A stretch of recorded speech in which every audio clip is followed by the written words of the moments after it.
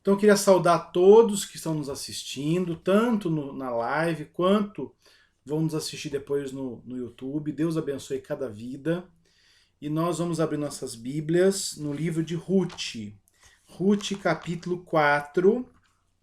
Ruth capítulo 4, do versículo 13 ao versículo 17. Ruth 4, de 13 a 17. Hoje nós vamos falar sobre como o Senhor é providente e por que nós não podemos nos abater nos dias maus. Irmãos, vamos lá. Ruth, a partir do versículo, Ruth 4, de 13 a 17. Assim diz a palavra do Senhor. Assim tomou Boaz a Ruth, e ela passou a ser sua mulher. Coabitou com ela, e o Senhor lhe concedeu que concebesse e desse à luz um filho. Então as mulheres disseram a Noemi: Seja o Senhor bendito, que não deixou hoje de te dar um neto, que será teu resgatador, e seja afamado em Israel o nome deste. Ele será restaurador da tua vida, consolador da tua velhice, pois tua nora, que te ama, o deu à luz, e ela te é melhor do que 7 filhos. Noemi tomou o menino, o pôs no regaço e entrou a cuidar dele. As vizinhas lhe deram nome, dizendo: A Noemi nasceu um filho, e lhe chamaram Obed. Este é o pai de Jessé, pai de Davi. Vamos orar ao Senhor. Eterno Deus e amado Pai, obrigado, Senhor, pela tua palavra, que é luz para os nossos passos. Olha, Senhor, para que possamos, iluminados pelo teu Santo Espírito, compreender a tua palavra, colocá-la em prática e obedecê-la integralmente, Senhor, para a glória do teu santo e bendito nome. Olha por nossas vidas, Senhor. Nós pedimos isso em nome de Jesus hoje e sempre. Amém. Irmãos, nós estamos diante desse momento fantástico, né? Mas para nós tratarmos esse texto com a devida honra que ele merece, nós precisamos nos lembrar de algumas questões anteriores. Então, Noemi, um dia, ela, o seu marido e os seus filhos saíram de Belém, porque em Belém faltava pão. Provavelmente naquele momento em que os midianitas estavam invadindo a terra, né? Naquela época de Gideão, onde você se lembra de Gideão, foi escondido, né? A esmagar o trigo, porque a comida era roubada. Nesse momento, enquanto muitas pessoas permaneceram em Israel, pareceu bem a Elimeleque, a Noemi, saírem da herança que eles tinham para com o Senhor, que era a terra deles, para ir para uma terra estrangeira, a terra de Moabe. Os moabitas não eram bem vistos para com o povo de Deus, porque outrora, quando Israel passava por Moabe, indo do Egito até a terra prometida, os moabitas agiram de forma maliciosa com Israel. Seguindo os conselhos de Balaão, mandaram as mulheres perverter o coração dos homens e houve morte em Israel, de tal maneira que o moabita não poderia entrar no templo até a sua 4ª geração. Irmãos, essa realidade triste, dura, né? A realidade da fome, da escassez, levou Elimeleque e a sua esposa a esse lugar. Um lugar em que não se pregava a palavra de Deus, um lugar que possuía um outro Deus, um Deus pagão, o Deus Camus, que era um Deus que requeria o sangue humano e a vida de crianças. Pois é, Elimeleque, Noemi e os seus filhos foram para lá. Depois de algum tempo, Elimeleque morreu, Noemi ficou viúva, mas tinha 2 filhos que zelavam por ela, Malom e Quilion. Malom se casou com uma moabita, Ruth, e Quilion se casou com uma outra moabita, Orfa. E Noemi foi, talvez, uma das melhores sogras deste mundo. Porque essas mulheres, mesmo depois de 10 anos de casadas, tendo perdido os seus respectivos maridos, elas queriam acompanhar Noemi para onde Noemi fosse, porque apreciavam a companhia dela. Pois é, neste momento Noemi não quer a companhia daquelas mulheres. Ela não quer a companhia daquelas mulheres porque ela se entende como alguém que está sendo castigada por Deus. E que o Senhor castigaria com igual força todas as pessoas que lhe acompanhassem. Então ela pede para que fique só, para que aquelas mulheres voltem às casas de seus respectivos pais e possam assim reconstruir as suas histórias. Noemi vai dizer para elas que não havia esperança. Ela vai dizer: ide, voltai, Ruth 1:8. Ide, voltai para cada uma a casa de sua mãe, e o Senhor use convosco da benevolência, como vós usastes com os que morreram comigo. O Senhor vos dê que sejais felizes, cada um à casa de seu marido. E beijou-as, elas, porém, choraram em alta voz. E lhe disseram: não, iremos contigo ao teu povo. Porém, Noemi disse: voltai, minhas filhas, por que ireis comigo? Por que ireis comigo? Você se lembra que nós falamos sobre isso? A perspectiva de felicidade de Noemi. Onde uma pessoa era Noemi, onde uma pessoa era feliz para Noemi. Veja, tenho eu ainda no ventre filhos para que vos sejam por maridos? Tornai, filhas minhas, ide-vos embora, porque sou velha demais para ter marido. Ainda quando eu dissesse, tenho a esperança, ou ainda que esta noite tivesse marido e houvesse filhos, esperá-los-eis até que viessem ser grandes, abster-vos-eis de tomardes marido? Não, filhas minhas, porque por vossa causa a mim me amarga o ter o Senhor descarregado contra mim a sua mão. Infelizmente, Noemi vivia pela perspectiva da doutrina da retribuição. A mesma que os amigos entre aspas, os debatedores de Jó também se orientavam. Que os problemas da vida, que as doenças, as perdas, as dificuldades são consequências dos pecados. Então, uma pessoa que está sendo afligida, ela está necessariamente sendo punida por Deus porque ela cometeu um pecado. E enquanto esse pecado não for descoberto e mortificado, essa pessoa não sairá deste momento em que ela se encontra. Pois é, irmãos. Jesus vai mostrar claramente o contrário nos evangelhos. Ele vai mostrar que muitas vezes uma enfermidade é para a glória de Deus. Como aquele jovem cego de nascença, os discípulos perguntam: mestre, quem pecou, ele ou os seus pais, para que ele nascesse cego? E vai dizer: nem ele, nem os seus pais. A enfermidade dele era para a glória de Deus. Meus irmãos, Tiago diz que nós devemos receber com toda alegria as provações, porque elas geram em nós perseverança. Paulo vai dizer que nós não devemos apenas nos alegrar com a esperança da glória, mas nós devemos nos alegrar nas nossas tribulações, porque as tribulações provocam em nós perseverança, elas provocam em nós a esperança. Qual era o grande problema de Noemi? O grande problema de Noemi é que Noemi estava enxergando a sua vida pelos olhos humanos e não pelos olhos da providência de Deus. Esse é um problema muito sério, irmãos.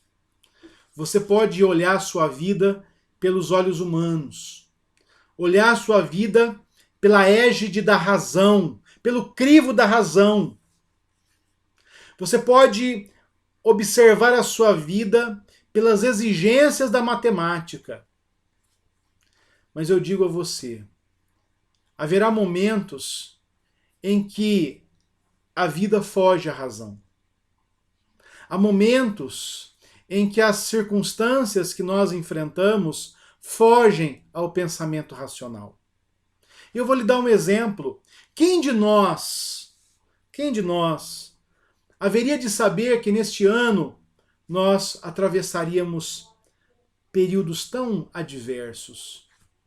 Quem de nós, especialmente nós que estávamos reunidos ali na igreja no dia 31 de dezembro, que estávamos fazendo nosso culto de ação de graças e ceando juntos à noite, quem de nós poderia sequer imaginar que dali 3 meses nós estaríamos confinados em um isolamento social tão duro e veríamos tantas pessoas padecendo dessa enfermidade? Nenhum cientista, nenhum jornalista pôde prever tal situação avassaladora. As pessoas estavam tão despreocupadas que em fevereiro organizaram seus carnavais, recebemos turistas no Brasil e essa doença foi se disseminando. Muito parecido como será nos dias do Senhor, quando igualmente as pessoas estarão festejando, casando, se dando em casamento, comendo, bebendo, e o Senhor voltará. Irmãos, nesses momentos adversos como esse que nós estamos passando, nós precisamos de uma outra perspectiva, de uma outra maneira de observar a vida. E a única maneira pela qual poderemos entender a vida é pela perspectiva do Redentor. É pela ótica de Deus. E aqui você vê uma pessoa que não se conforma com a morte da esperança.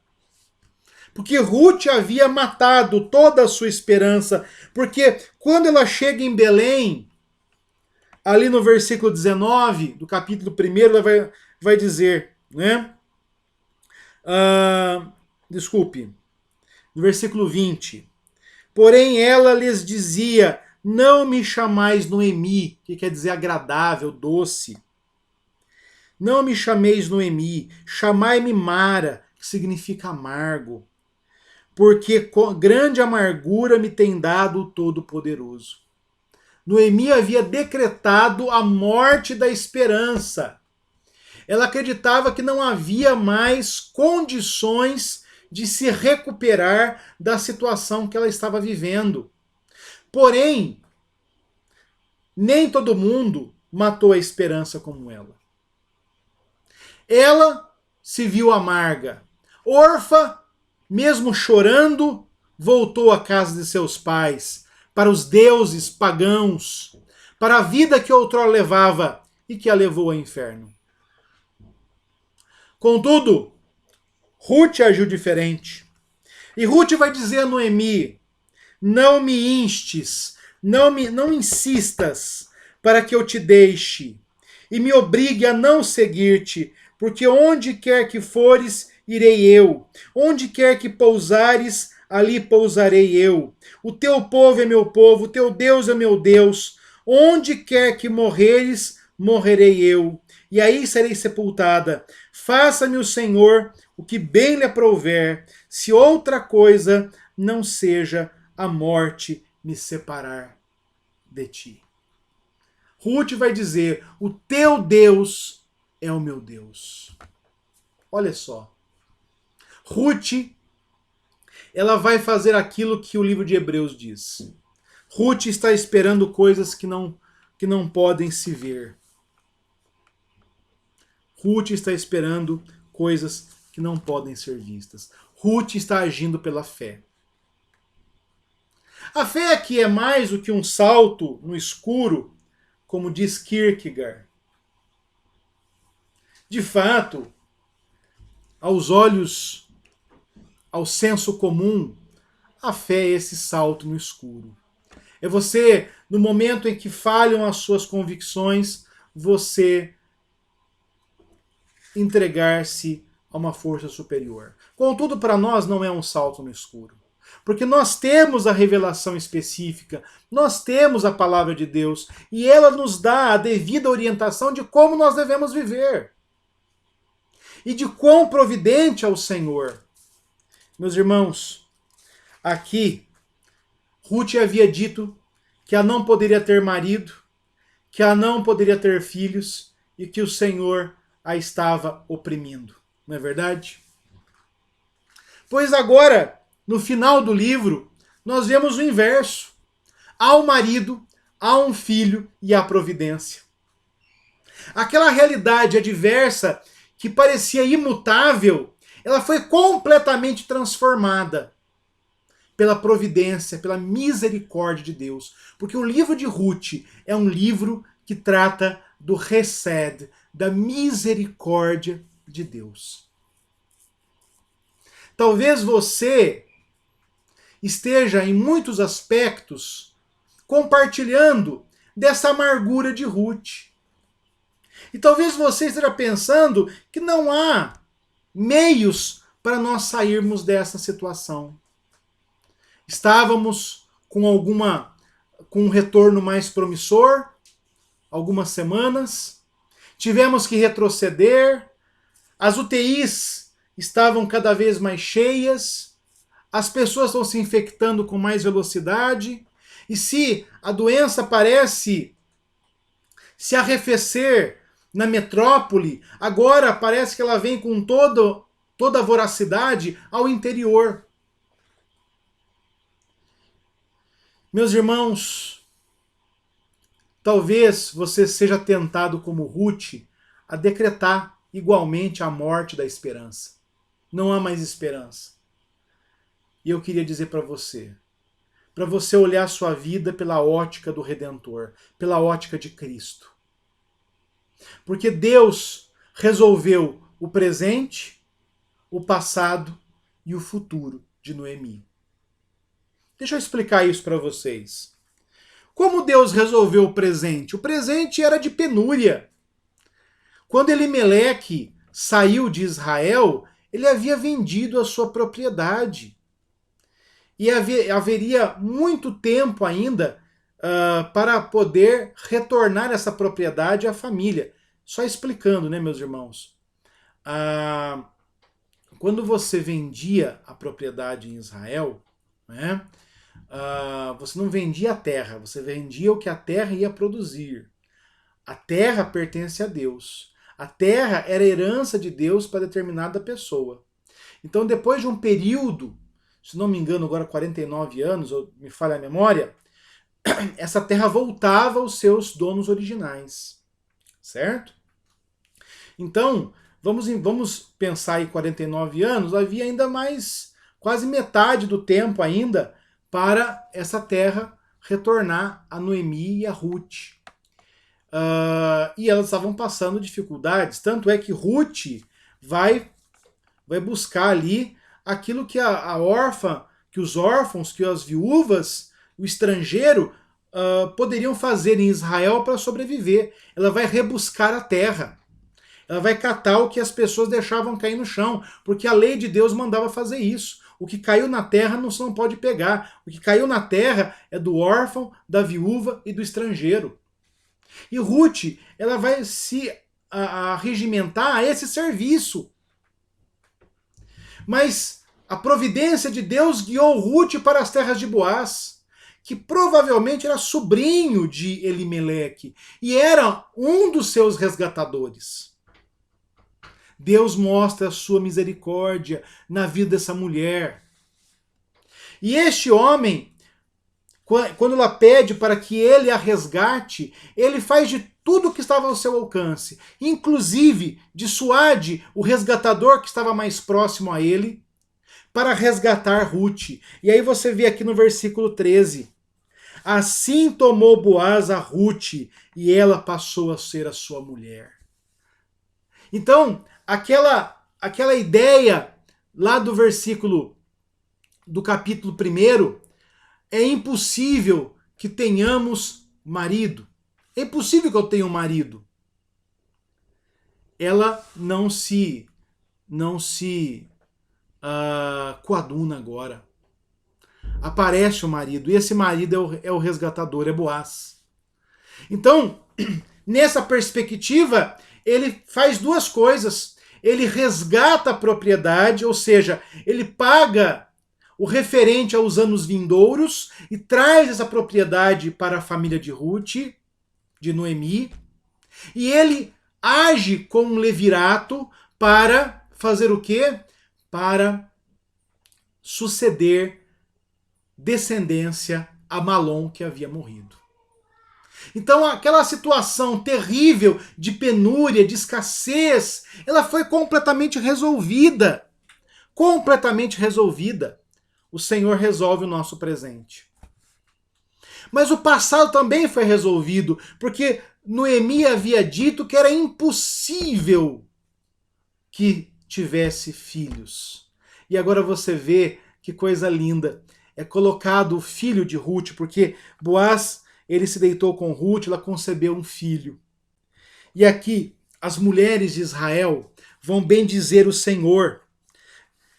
Bendito seja o Senhor, que não deixou hoje de dar um neto. E aí depois esse neto é dito a ela como um filho. A Noemi nasceu um filho. Porque na verdade, Obed, ele era ele era filho de Ruth e Boaz, mas legalmente ele era o herdeiro das propriedades de Malom. Legalmente ele era filho de Malom. Ele estava no lugar de Malom, ele era um filho nos braços de Noemi. Então, a dor do passado, a perda de Malom, a incerteza de saber se o nome de sua família seria apagado de Israel, porque não havia disciplina mais dura para um israelita no Antigo Testamento do que ver o nome de sua família ser aniquilado. Não havia disciplina, não havia castigo maior do que esse. Mas era exatamente isso que Noemi julgava que iria acontecer no capítulo 1. Eu não poderei ter um descendente. Não haverá descendentes, porque os meus filhos morreram sem deixar filhos às minhas noras, então não haverá descendente, o nome de minha família será apagado. Meus irmãos, você já pensou que boa parte dos seus maiores medos nunca acontecerão? E mesmo que aconteçam, você tem um Redentor sobre a sua vida, você tem o Senhor sobre a sua vida. Olho para os montes, de onde virá o meu socorro? O meu socorro vem do Senhor, que fez o céu e a terra. Esperei confiantemente no Senhor, e Ele me tirou do tremendal de lama, colocou um novo cântico em minha boca, e as pessoas vão temer e confiar em Deus por aquilo que Deus fez na minha vida. Deus resolveu o passado de Ruth. Ele resolveu as angústias que Ruth trazia do seu passado. E ele também resolve o futuro. Como? Elas vão dizer aqui, olha só que as mulheres dizem. Ele será o restaurador de sua vida e consolador de sua velhice, pois tua nora, que te ama e te deu à luz, ela te é melhor do que 7 filhos. Olha só. Ruth, Noemi, você não está desamparada. Você tem uma nora que é melhor do que 7 filhos. Lembra que Eucana falava isso para sua esposa, para Ana? Eu não sou melhor do que 10 filhos. Né? Ou seja, Ruth, o amor dela é melhor do que o amor de 7 filhos. Ela não estará desamparada. Ela estará segura para o futuro. Deus resolveu o presente de penúria, Deus resolveu o passado de incertezas, Deus resolveu o passado de depressão, de perdas, e resolveu o futuro de insegurança. Então, Ruth, quando olhava o seu presente, via escassez. Quando olhava o seu passado, via opressão da perda. Quando olhava para o futuro, via a insegurança, a incerteza. Quando o Redentor chegou na vida de Ruth, o passado foi solucionado. Por quê? O nome de Malom está assegurado em Obed. A escassez do presente foi suprida, porque Malom restituiu as coisas que ela perdeu. E o futuro está seguro. Ela tem Ruth e tem Obed, que assegurarão a ela uma velhice segura. Então Ruth, Noemi passa a cuidar deste menino. Ela agora está integrada em uma família. Ela que outrora estava sozinha, despedindo-se de suas noras, agora ela está no centro de uma família que a ama, que a respeita e em que ela pode servir. Que coisa maravilhosa. Só que esse texto não serve só para Ruth, nem para Noemi. Esse texto também serve para nós. Porque o Espírito Santo colocou ele na Bíblia para edificar a nossa vida. Meus irmãos, assim como Boaz e Obed são resgatadores a essas mulheres aqui, nós temos que entender que Jesus é o nosso resgatador. É interessante que a palavra Obed vem da palavra Ebed. Ele parece a palavra Ebed, que significa escravo, servo. Essa palavra não é usada com frequência na Bíblia. E Jesus vai ser o servo por excelência. Jesus é aquele que se esvaziou da glória que tinha junto do Pai e assumiu a figura de um servo, de um escravo, quando assumiu a nossa humanidade na manjedoura de Belém.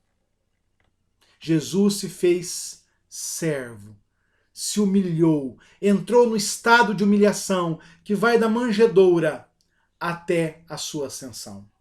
A ascensão termina o estado de humilhação, inicia o estado de exaltação do Senhor. Meus irmãos, esse Jesus também resolve o nosso passado, o nosso presente e o nosso futuro. Qual era o passado de Noemi? De opressão. Deus está me castigando, Deus está me oprimindo. Qual era o nosso passado? Também de opressão, também de castigo. Porque nossos primeiros pais pecaram contra o Senhor e nós nascemos debaixo de uma pré-ordenança a sermos levados ao inferno. Nós nascemos filhos da desobediência. Mas o Senhor, em Jesus Cristo, nos resgatou. Nos resgatou de forma maravilhosa, de tal maneira que temos livre acesso ao reino de Deus. Jesus nos justificou na cruz. O seu sangue lavou e pagou nossos pecados, porque ele se fez pecador em nosso lugar. Ele resolve o nosso presente. Como? Qual é o presente de Ruth? De escassez. Qual é o nosso presente? De escassez das coisas de Deus. O nosso presente, se nós não formos regenerados, seria de novos pecados. Mas o Senhor não só resolveu a nossa história, como resolveu o nosso coração. Nos deu um coração novo. Tirou o coração de pedra e colocou um coração de carne no lugar. Que maravilha! Nós fomos regenerados. O Espírito Santo agora nos convence do nosso pecado, da justiça e do juízo. Qual era o futuro de Noemi? De incerteza. Não é? Qual era o nosso futuro sem Cristo? Do inferno. De incerteza. Mas o Senhor nos promete a vida eterna. Somos co-herdeiros com Cristo Jesus. Então, meus irmãos, se nós olharmos nossa vida pela perspectiva do Redentor, nós teremos solução para o nosso passado. Nenhuma condenação há para aqueles que estão em Cristo. Nós teremos solução para o nosso presente. Não há nada maior do que o amor de Deus. Nada pode nos separar do amor de Deus que foi revelado a nós por Cristo. E também temos solução para o presente, para o futuro. onde ouviremos o Senhor: vinde, servo bom e fiel, vinde para a alegria da minha glória. Que Deus lhe dê a sua glória e preserve a sua vida. Sê fiel até a morte para herdar a coroa da vida. Que Deus lhe abençoe. Queria orar pela sua vida. Eterno Deus e amado Pai, obrigado, Senhor. Obrigado porque todas as coisas são seguras nas tuas mãos benditas. Nos ajuda, Senhor. Nos ajuda a não esmorecermos, a buscarmos o Senhor com todas as nossas forças, a amarmos o Senhor com toda a nossa força, com toda a nossa alma, com todo o nosso coração e com todo o nosso entendimento. E amarmos o próximo como a nós mesmos. Nos ajuda, Senhor. Nos ajuda, Senhor, a entendermos a nossa vida pela ótica do Redentor, para que não sejamos assaltados pelos pensamentos de desamparo, mas que saibamos que em Cristo já somos vencedores. Nós pedimos isso em nome de Jesus hoje e sempre. Amém. Deus abençoe sua vida.